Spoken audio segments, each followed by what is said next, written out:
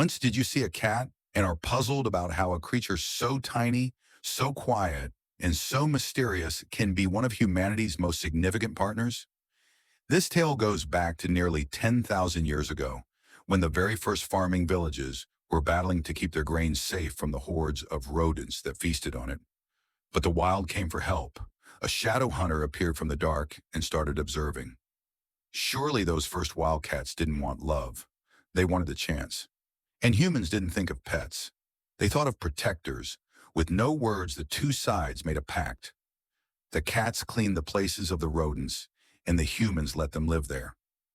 This relationship helped the first societies to live, have food, and develop. The spread of agriculture throughout the ancient world didn't separate cats from humans. They stayed close to the rise of the cities. It was the time without technology, without traps, and way before pesticides, when cats were the most powerful pest control system that Earth had. They safeguarded the yields, they lowered the risk of illnesses, and they kept entire villages from dying. This relationship was the strongest nowhere better than in ancient Egypt. There, cats evolved into the icons of security, luck, and even protection coming from the gods. They became the guards of homes, the watchers of children, and the same plates as royalty were shared with them.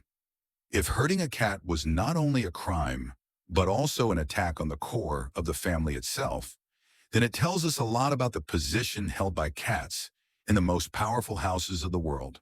After the African continent, the cats didn't just travel from places to places, but followed the footsteps of merchants, soldiers, and explorers. On the one hand, they were on ships, on the other hand, in markets, and finally spread out to every part of the world that was known. Where people lived, their cats were, not as masters, but as the most reliable comrades in the fight for existence. Even when things were bad and superstition made people look down on them, which was a very short period in history, humans still couldn't stop admiring the service that cats rendered to us.